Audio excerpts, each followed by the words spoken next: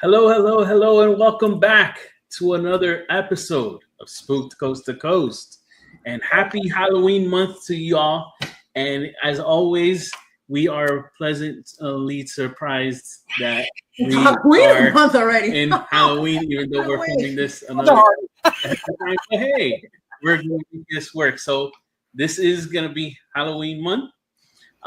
We're filming this episode a month ahead of time because there's going to be a weekend that we are not here, and we don't want to leave you guys without anything. So, as always, your four hosts, we have the incredible JJ Paranormal, Joy, and Joey.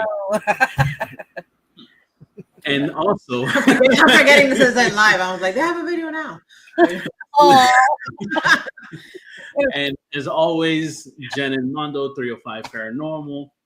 And babe, why don't we talk about the good old folks that we'll be having on for today? Yes, so today we are bringing on Fred and Steven. They are known as Curious Twins Paranormal on all social media. They do events, and they are now the proud new owners of Yorktown Memorial Hospital. Yeah. Round of applause for them.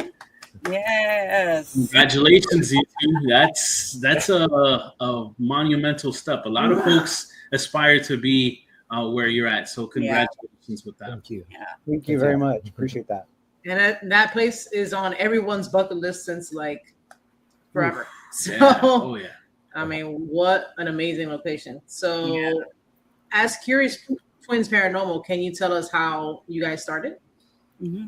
Yeah, for sure. So we started in 2017. That was when we began our company.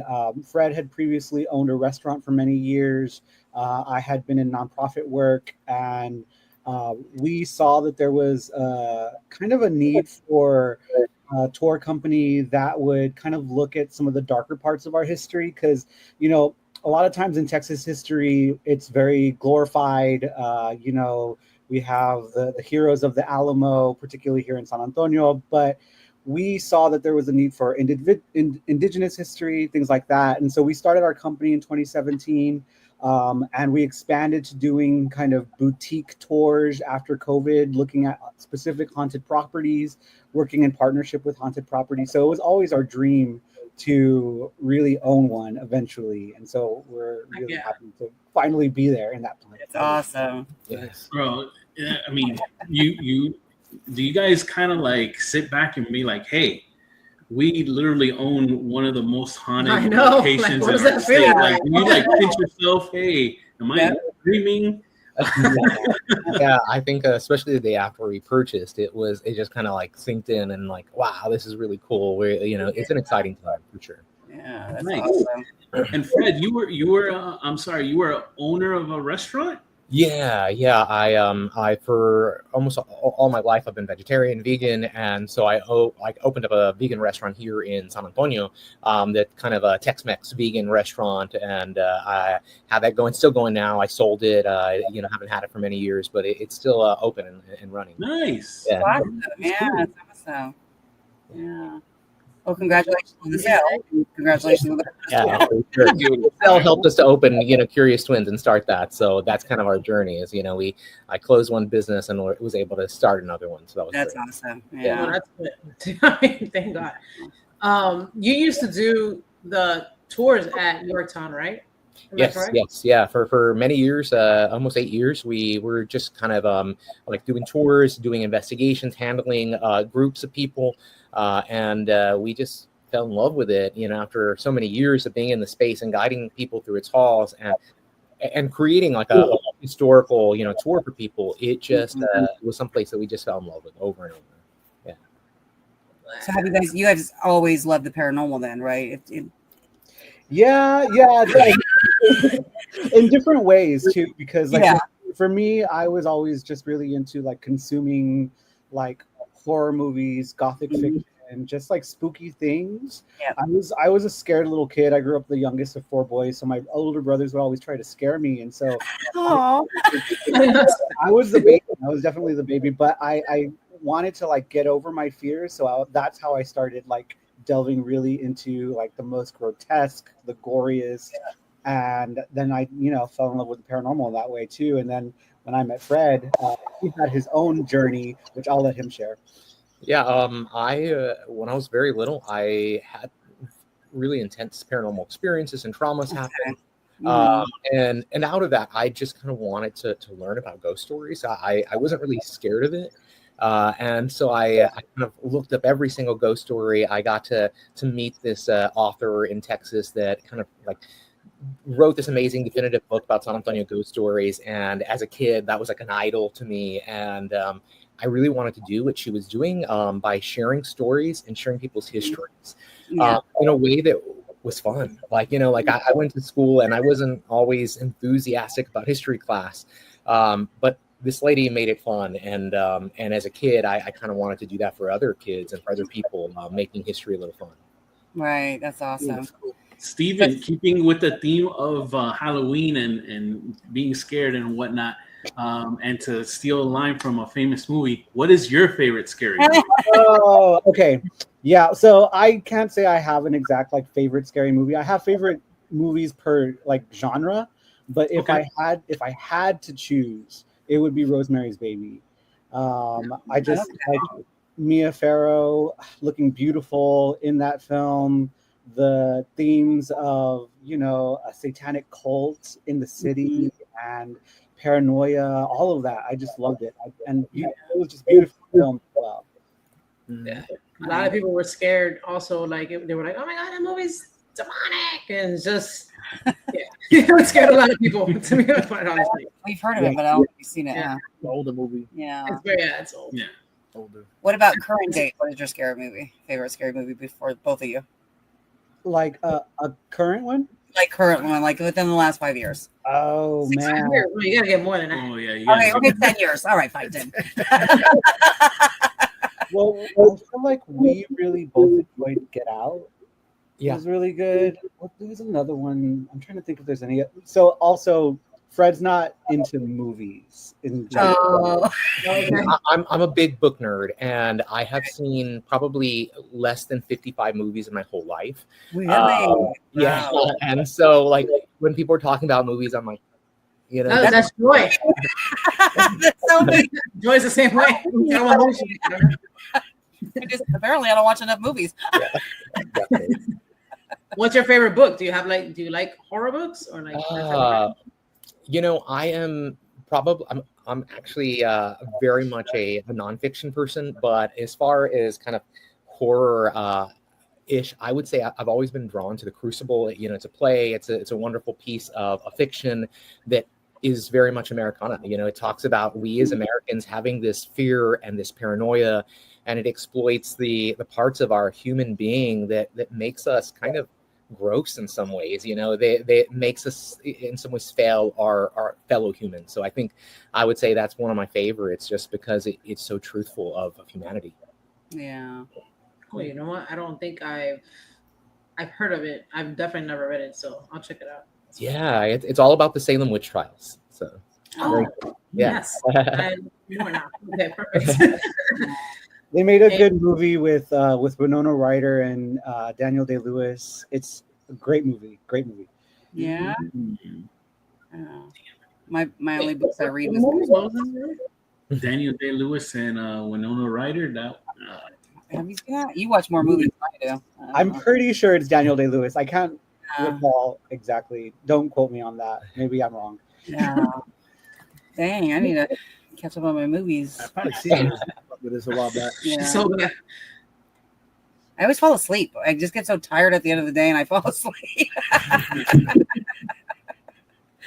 I'm like, man, I got to watch them during the daylight, daytime. Yeah, they put eyelids together like that. When we watch movies together, we watch it in parts. So we'll do a That's third. me. Yes. Lord. Yes. That's why I give up and I'm like, you're on your own, buddy. I'm just going to watch it myself. It was great. If you want to watch it, go ahead. Either you fall asleep or I fall asleep, and we're always like, hey. But wake each other up. Yeah. I think we'll finish it another day.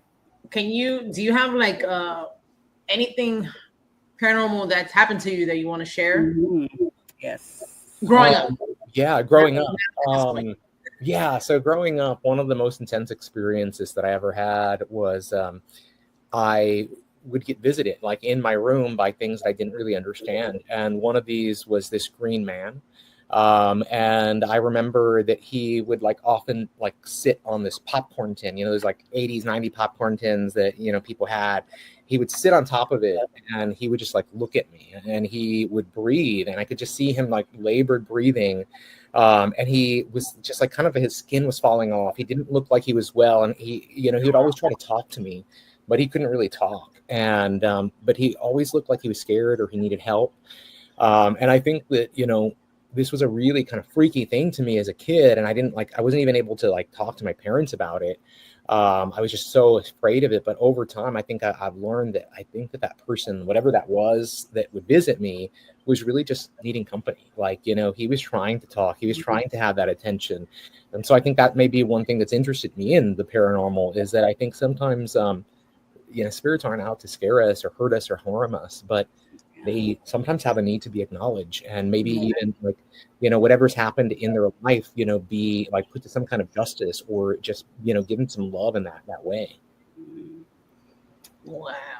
Do you think you're gifted? Do you feel like you're gifted in a way? Like a medium thing. So I do. I consider myself a medium. I do readings for people. I'm a channeler, and so I kind of channel one spirit at a time.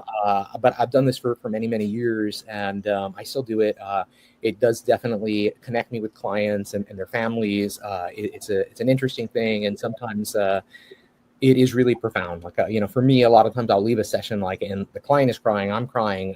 It's just like an emotional, it can be a really emotional thing. But yeah, I definitely try to connect people with spirit and to, I guess, goal is to provide some kind of healing if it's needed. That's awesome. Nice. Yeah. I see stuff out of the corner of my eye, but I feel like people that's experienced stuff like you have and other people, I feel like maybe they're gifted somehow because I feel like it takes, a special to be able to see that. I really believe that we're all gifted. I think that it's sometimes like how we hone it, how we spend our time with it. Sometimes we have a lot of fear, in our lives that maybe block us and keep us like trying to keep safe. And sometimes we just rip that Band-Aid off and we go for it. And I think, sometimes if we choose, we can develop that gift even more. But I think each and every one of us has it. We just have to play with it if we want. Yeah, a lot of people have said that too, that everybody's gifted, but I think I'm just so blocked that I try to tune it out too because I don't want to get scared. That's you is that we have safety parameters and some boundaries on our own psyche. And sometimes, maybe it's there for a reason. Maybe we're not ready to step in there. Maybe if we step in there, something else will be affected in our life. So that's our own personal boundaries. And if you're ever ready, see what happens. Yeah. Exactly. Well, Jen's ready. Yeah, Jen's gifted as well. So that's great. Awesome. I'll just go to her. You what? I'll just use her gifts. I have a question. I'll just send them. If I see something, I'll just go to Jen. Tell her what you need. And I'm like, don't go over here. Return to sender. Yeah. I'm always on the computer. I'm like, every time we do something, like we try to tap into her dolls or whatever. I'm like, okay, shoot. She has a whole protection behind the screen that we don't see. Hey, do you guys have you noticed? Do you guys do like this, like other shows or whatever, or have people experienced maybe like something paranormal through the computer for you?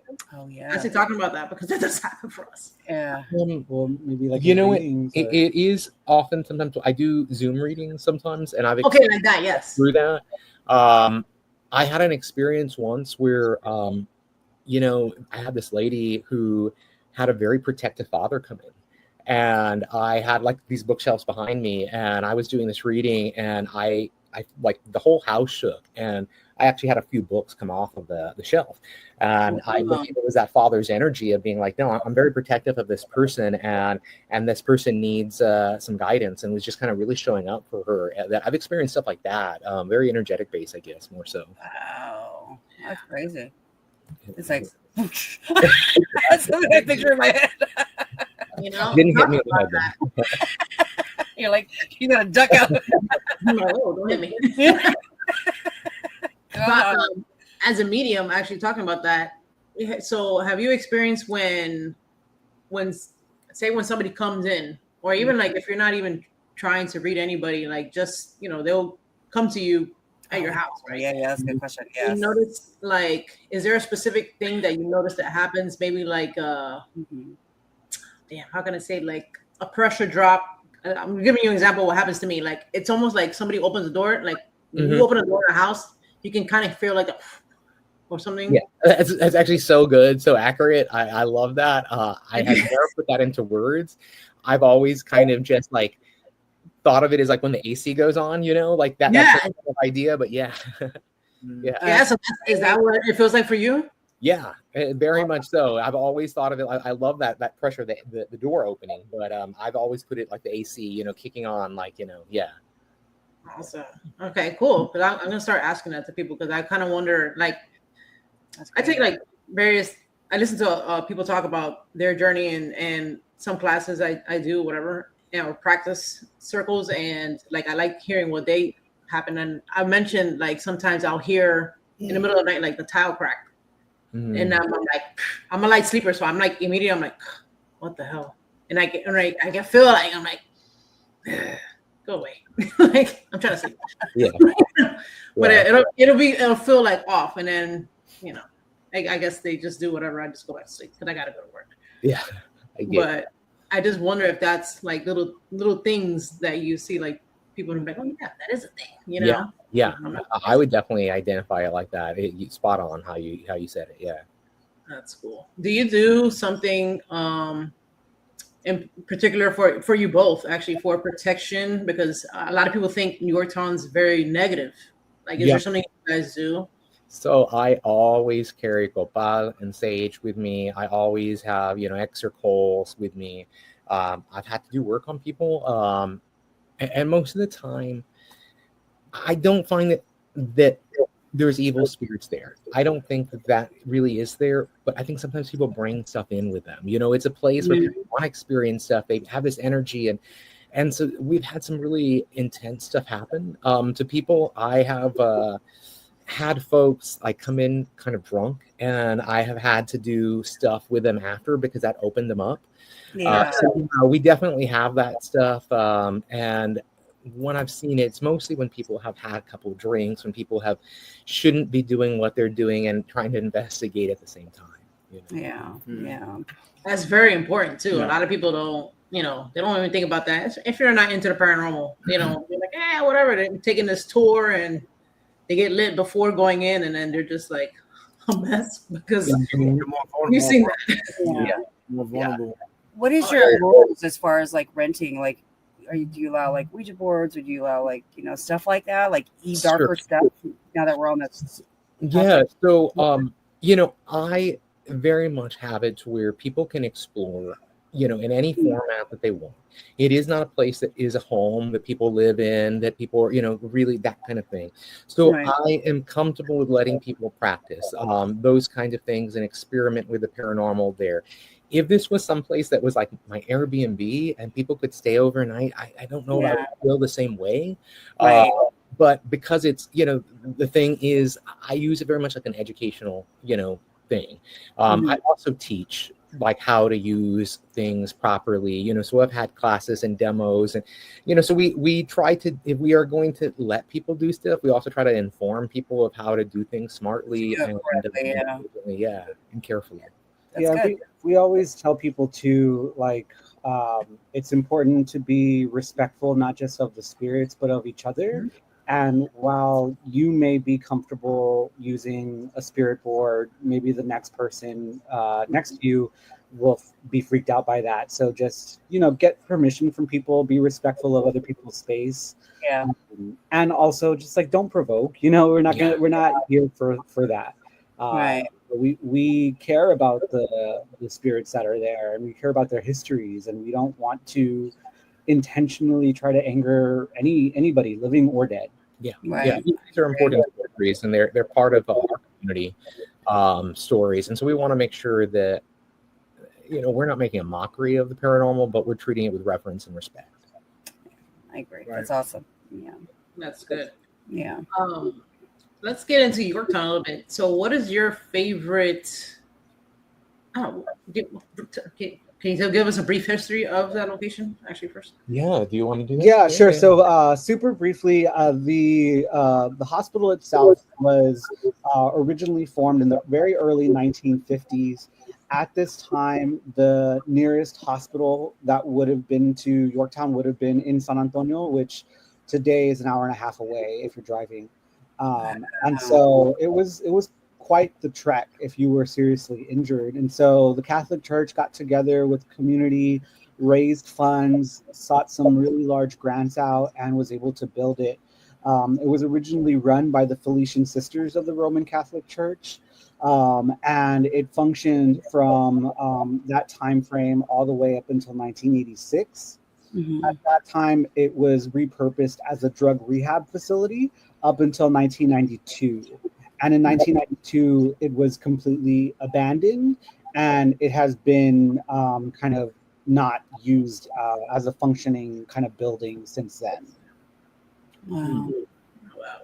Yeah, and so I mean, it was a rural hospital, but you know there is a documented physician who has said that he believes that there's been over 2,000 deaths in the time it was just a hospital, which is I believe it. Yeah.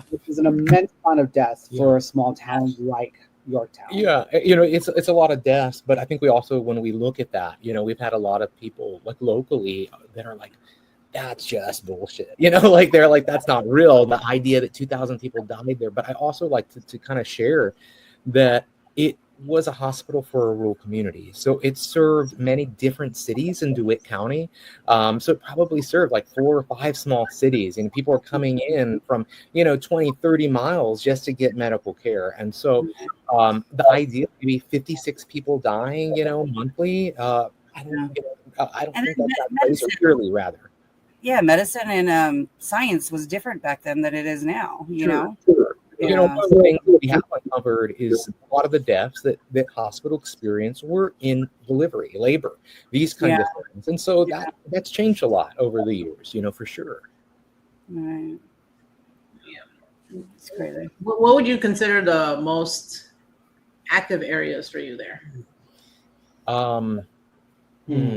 Well, what we've noticed in our time there is that it is kind of different every time, and it is, it responds to people's energies and what they're, if we have mothers, if we have younger people, it is responsive to people's energies. And so I find that a lot of times, we do have the chapel, that delivery and maternity ward area, the upstairs, which is the nuns area.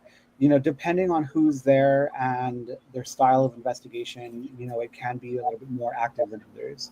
Yeah, I mean, I would say everywhere we've kind of investigated in the hospital, at some point I've experienced something. I've collected something that was at least interesting to me that I saved.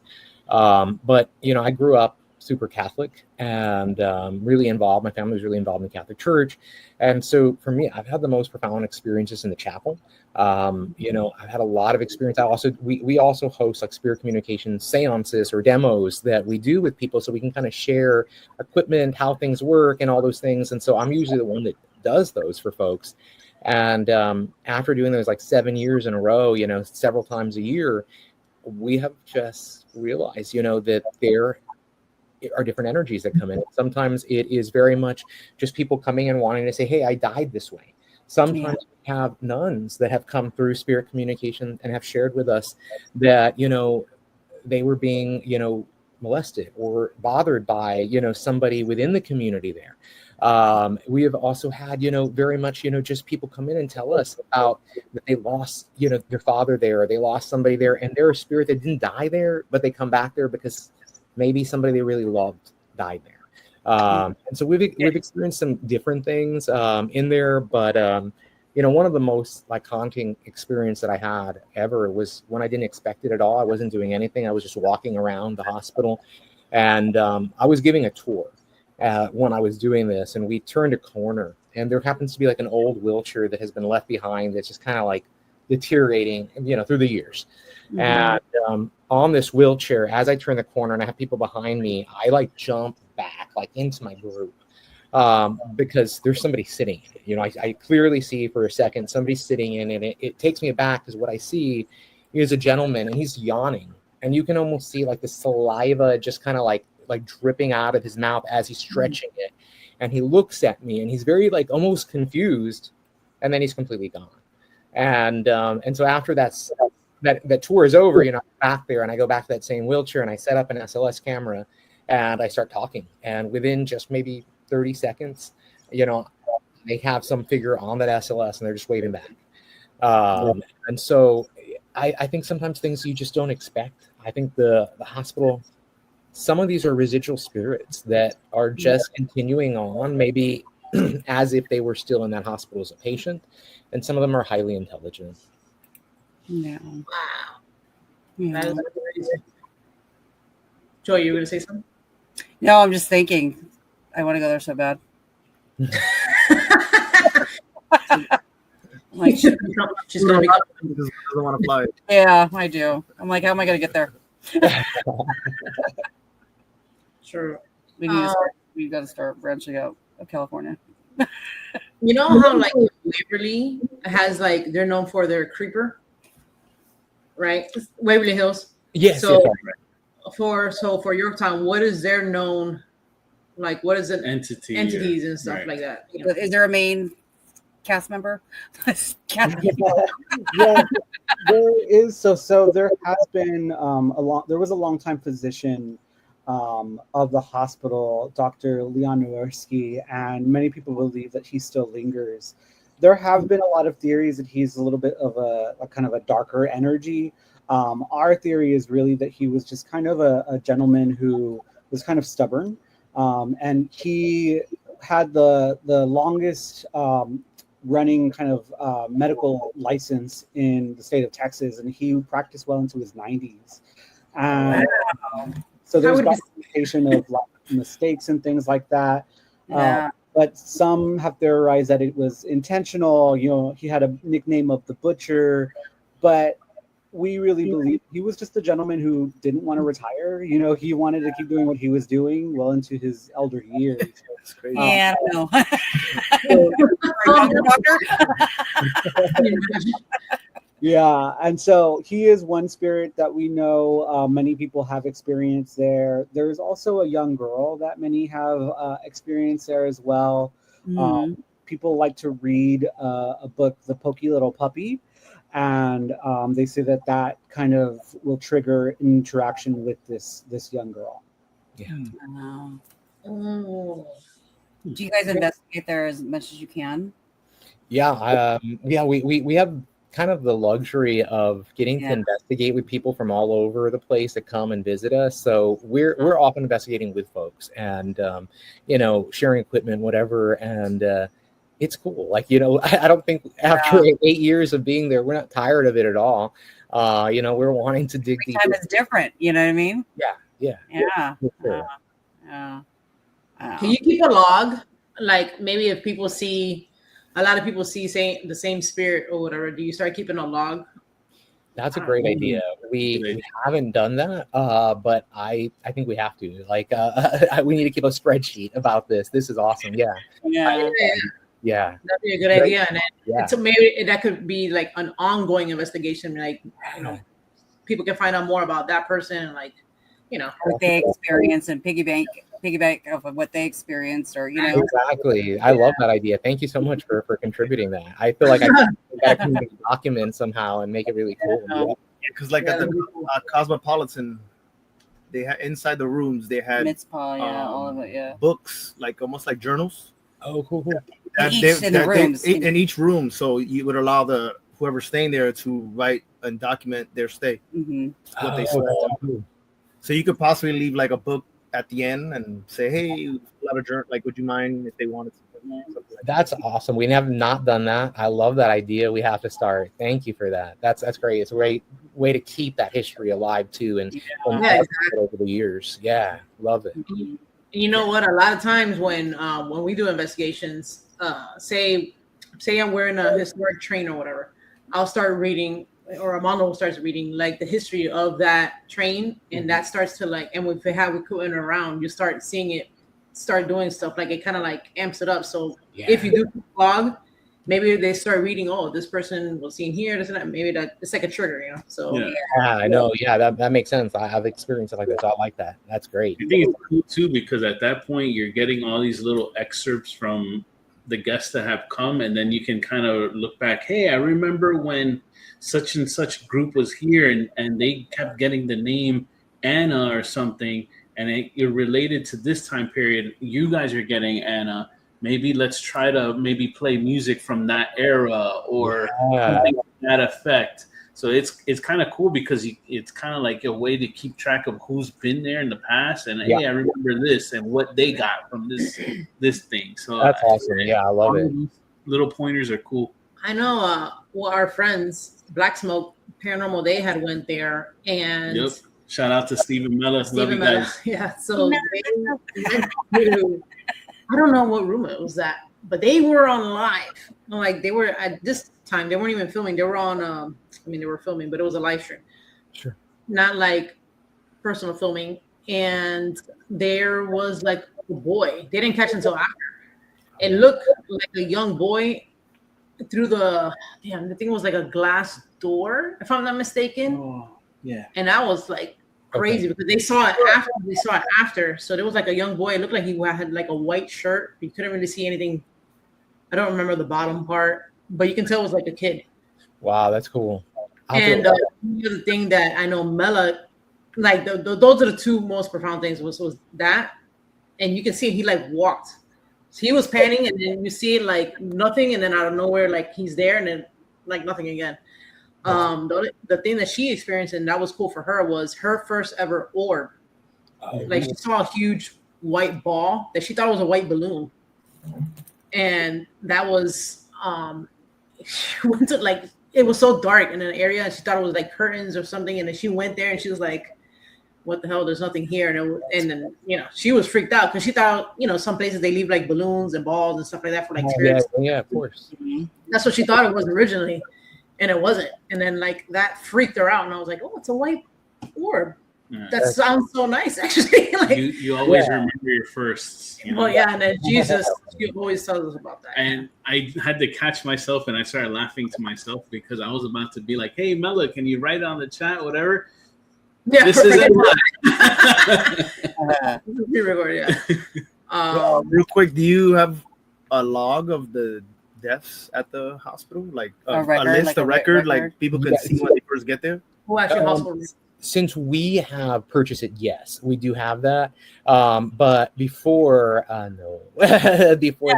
No. But the basement does have some folks that have signed and we've documented all the signatures, different teams in the basement that have signed it. So at some point, we probably should put that up, and let people see some of that gallery of that, because it's kind of cool.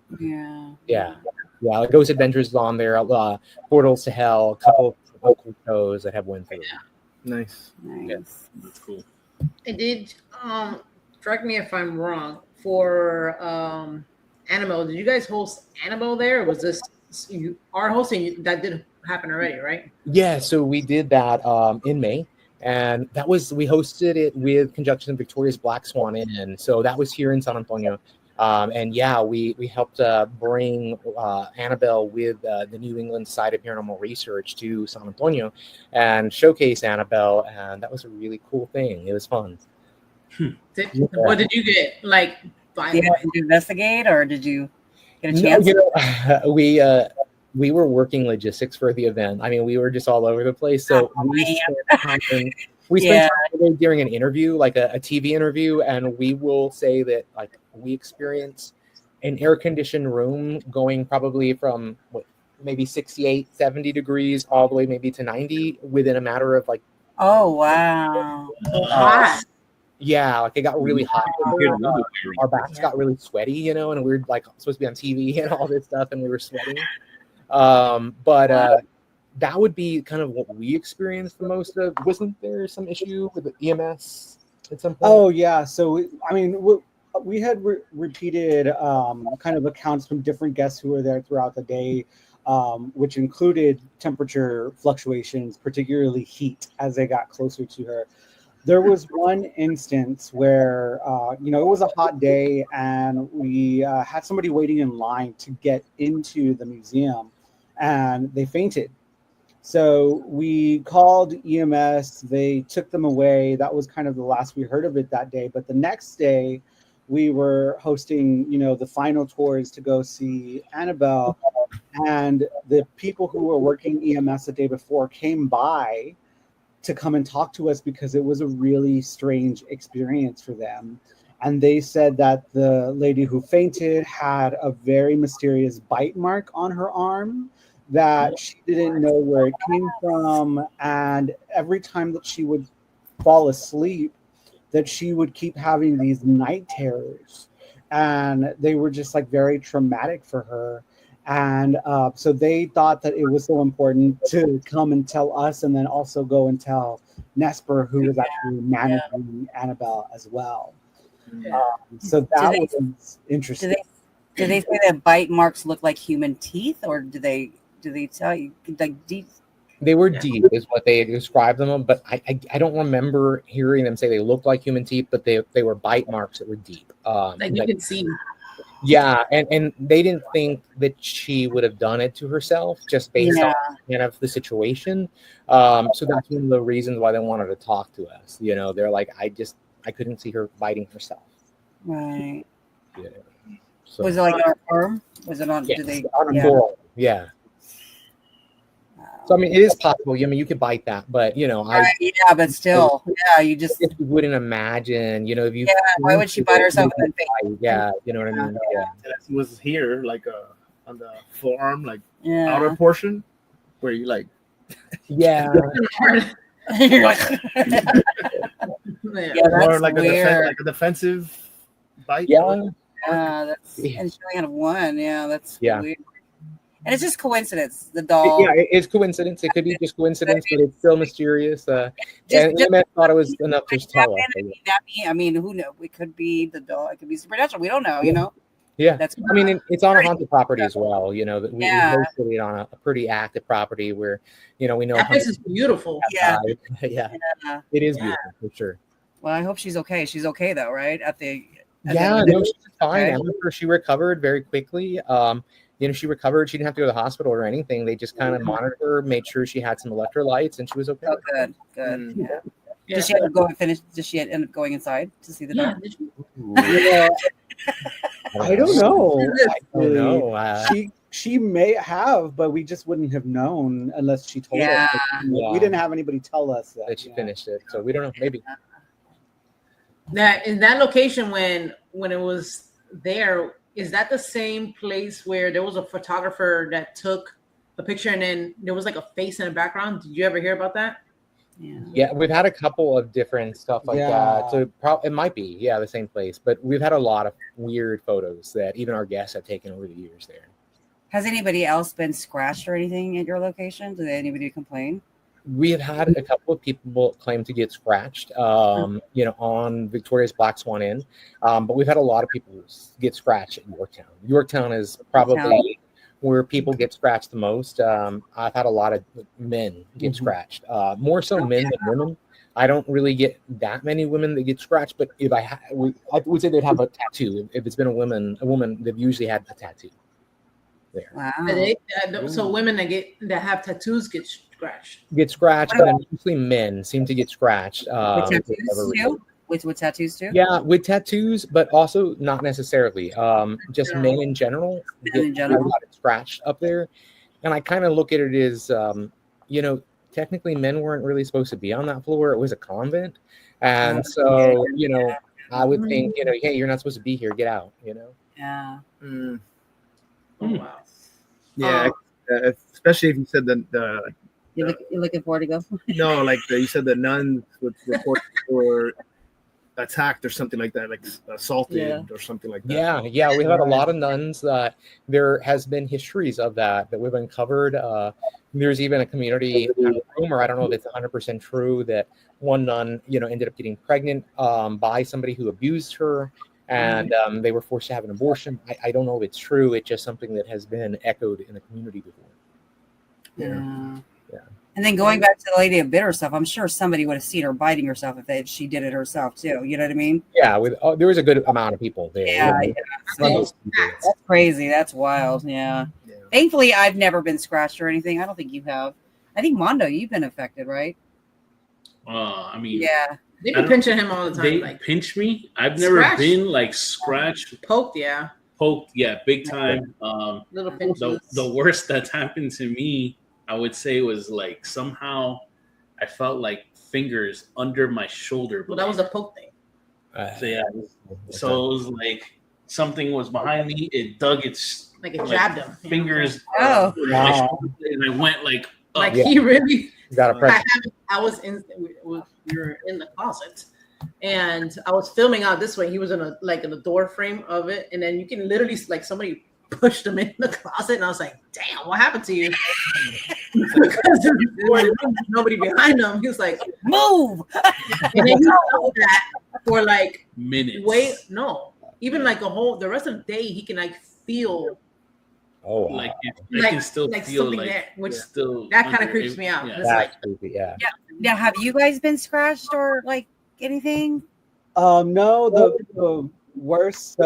One really bad experience I had was at an old mission in Goliad, Texas. It's called the Presidio La Bahia, and the mission is an area where Santa Ana had executed some 500 Texians in one day.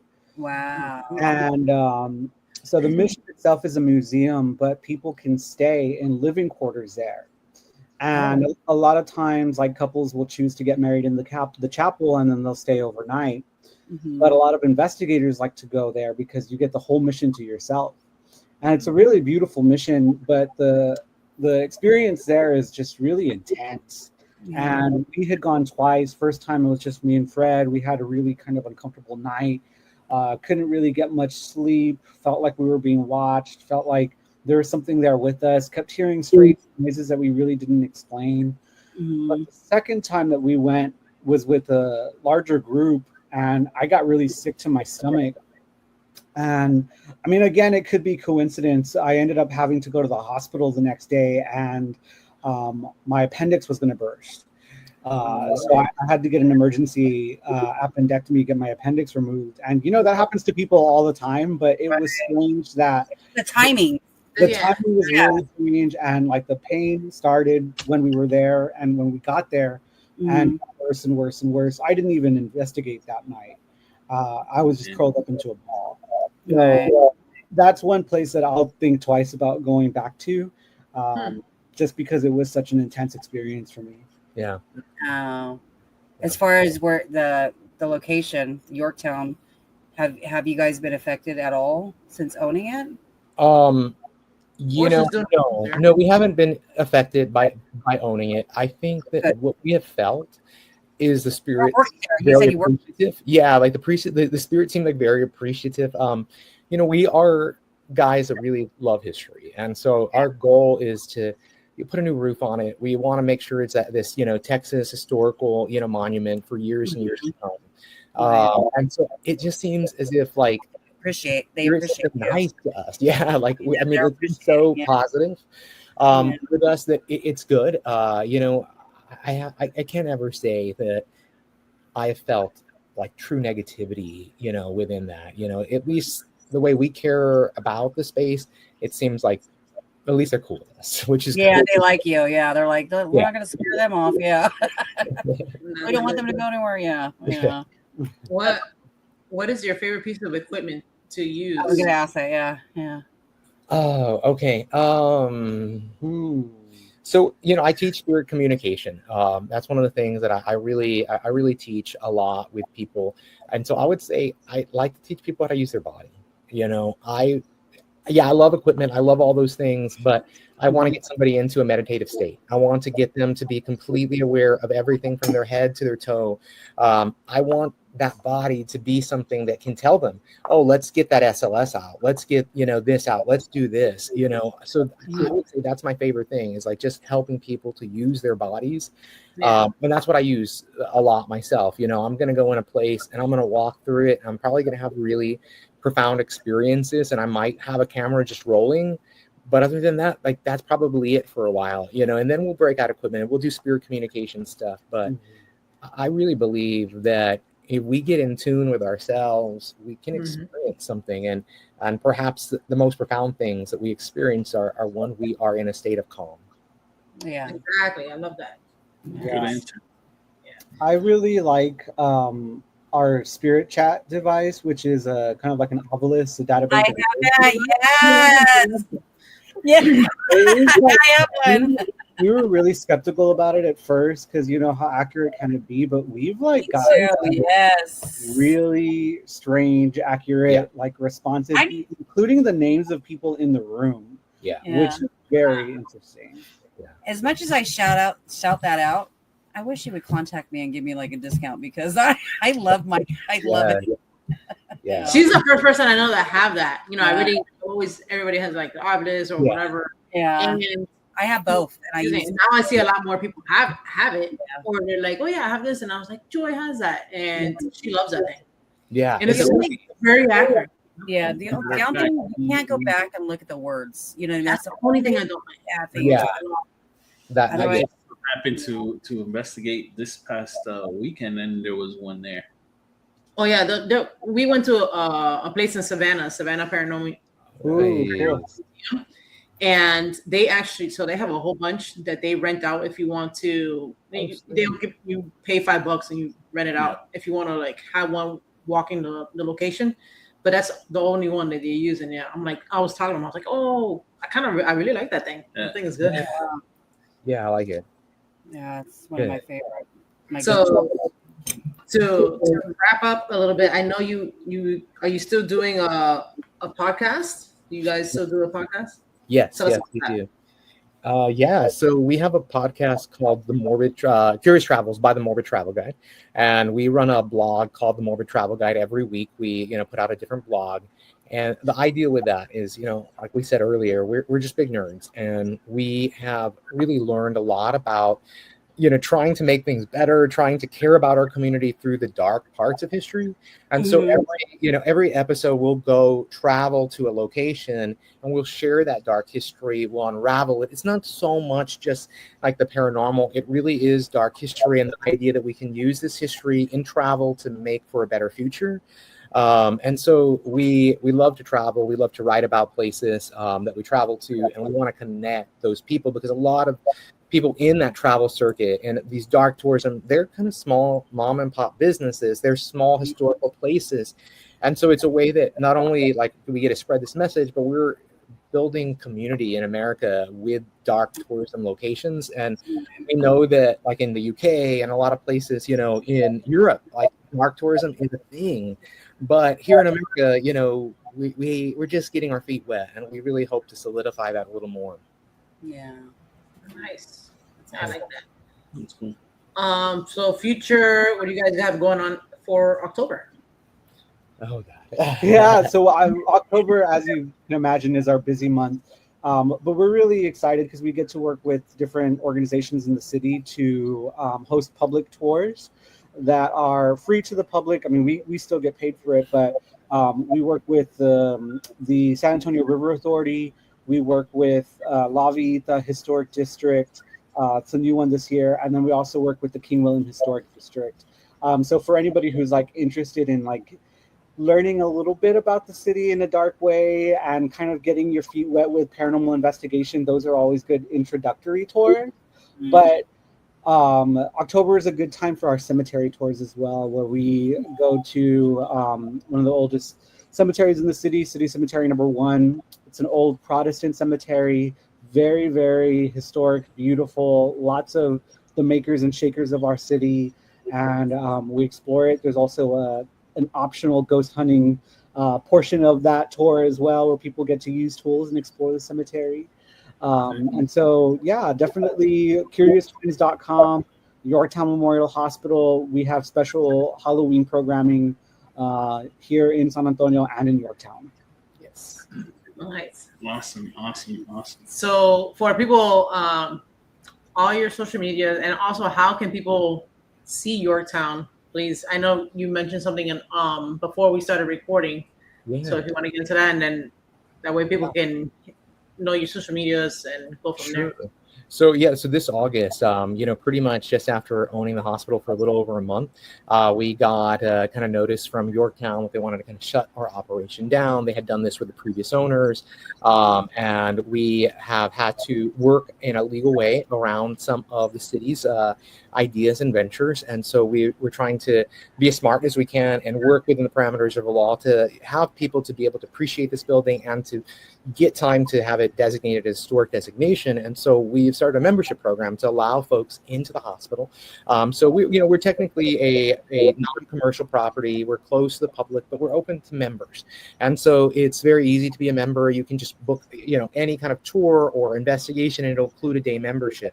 But if you want to kind of go that extra mile and be a yearly member, we have a lot of different opportunities for those yearly members to get discounts on everything, to be part of all of our community programming, to do like lives, to do all kinds of things, and anytime you book something for up to 10 people, you'll get like $5 off if you are a member for the year, and it's $50 to be a member. And so it's a way that we're trying to also solidify a future for the hospital and that preservation for it, while making sure that we can get folks in and allow people to appreciate the history of the space and of time and how it's treated the space. Hopefully we're going to see as new owners that we get a new roof, we get some of the things that just make this a place that will last for maybe another 70 plus years, hopefully, or more.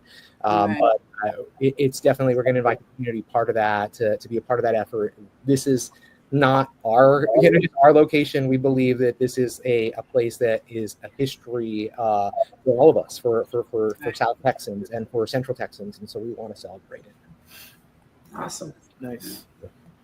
Excellent. Well, on behalf of JJ Paranormal and 305 Paranormal, Stephen and Fred, we wish you guys the very best with the efforts that you're trying to do. So good luck with that. And man, I'm really happy for you guys. You guys are tackling a very big thing, but it's going to be well worth it at the end. Thank you.